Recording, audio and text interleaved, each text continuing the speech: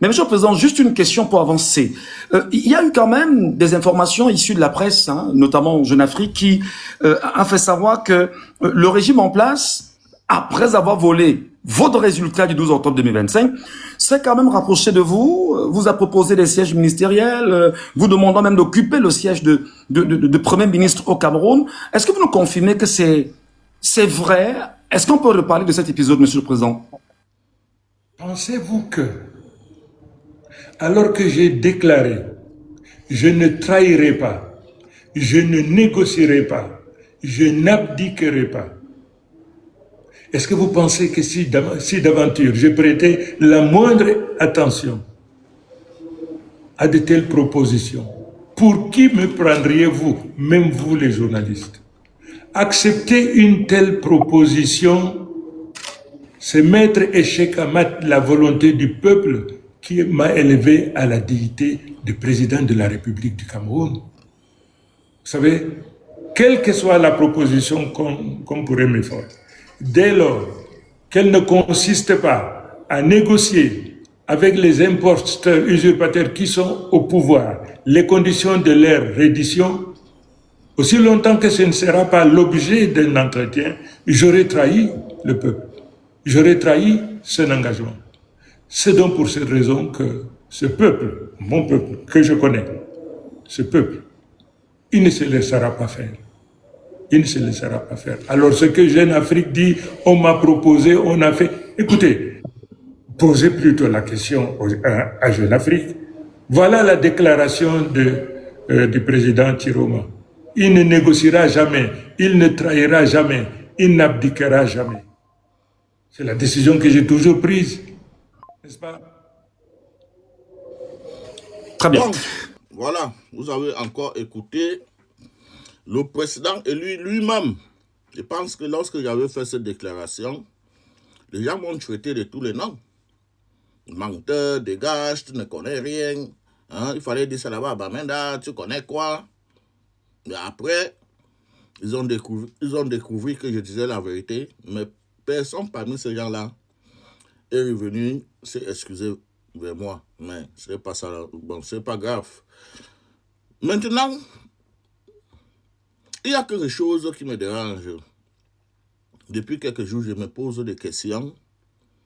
Qu'est-ce qui m'avait poussé de m'engager dans ces combats? Soit disant, je voulais me battre pour le bien-être de mon peuple. Soit disant, je voulais apporter ma part de contribution pour que les choses puissent changer dans mon pays. J'ai un peu de regrets. Parce que lorsque je regarde ce qui se passe aujourd'hui, je me pose vraiment les questions si on s'en sortira un jour dans ce pays. C'est-à-dire la haine, l'ingratitude, la méchanceté a complètement envahi notre esprit au Cameroun. Ce que je vois là, c'est tellement grave que j'ai même peur.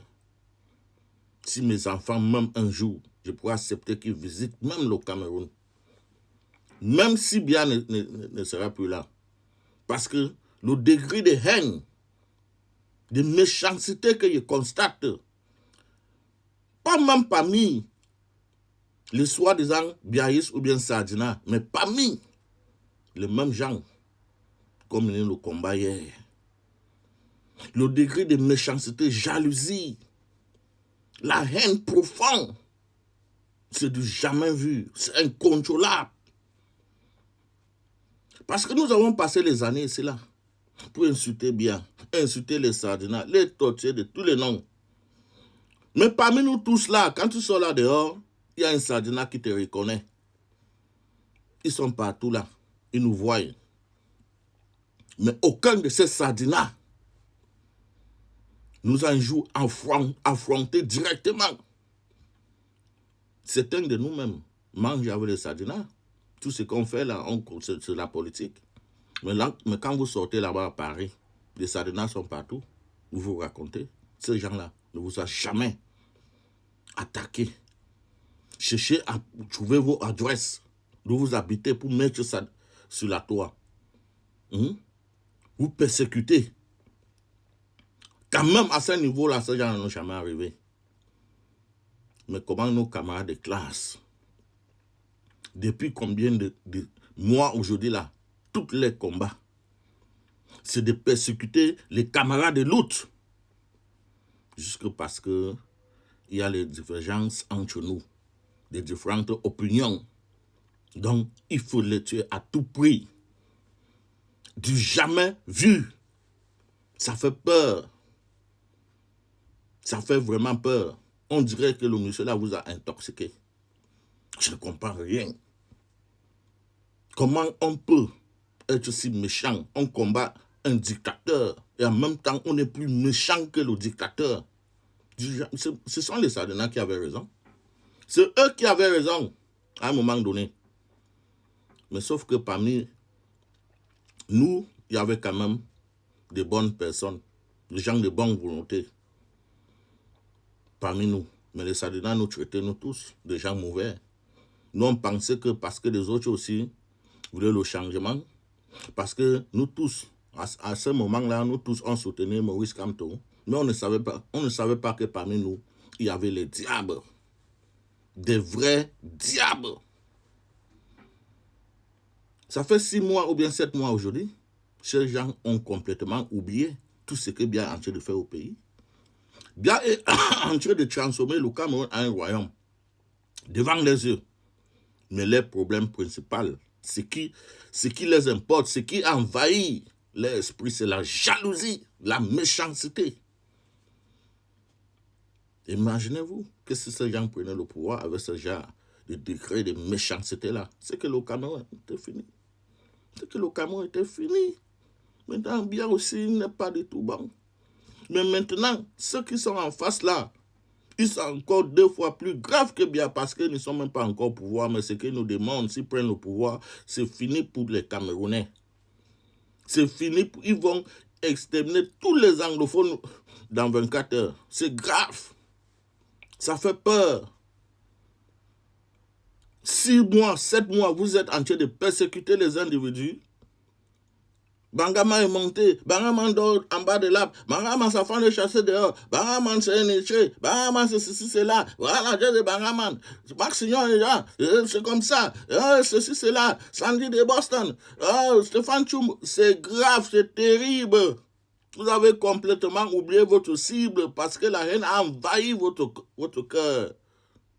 Vous êtes très dangereux pour l'avenir du Cameroun. Les gens qui ne connaissent même pas le droit du vote.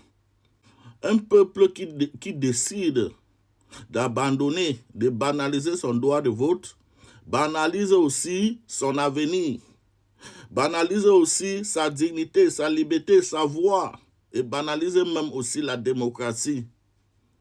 C'est grave. Juste à cause de la haine, parce que la haine a envahi vos esprits. Vous êtes devenus subitement idiotes et stupides, vous ne comprenez plus rien. Vraiment, les gars, réfléchissez, c'est terrible ça. Ce monsieur de Issa Tchouma là, il vous a rien fait, absolument rien. Il a juste gagné des élections, c'est ça qui vous fait mal. C'est ça qui vous fait mal, c'est ça qui a fait de telle sorte que la jalousie a envahi vos esprits. Il a gagné des élections, c'est pas de sa faute, les Camerounais l'ont voté. Laissez-le respirer. C'est grave, laissez les gens tranquilles. Vous voulez quoi?